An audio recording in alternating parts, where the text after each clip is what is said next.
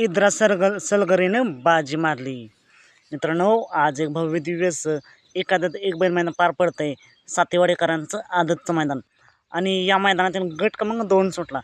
गट क्रमांक 2 मध्ये नेमकी बाजी कोणी मारली, कोण झालं सेमीसाठी पात्र. गट क्रमांक 2चा निकाल आहे. निकाल आणि निकाल. गट क्रमांक 2चा निकाल आहे. तास क्रमांक 6 वरून धावलेली गाडी वरुणदास सचिन कुमार शिंदे, आरोही सुभाष पूजा यांचा घरचा साज बाब्या डॉन आणि गाडीवरती ड्रायव्हर होते बबन ड्रायव्हर रेनावी.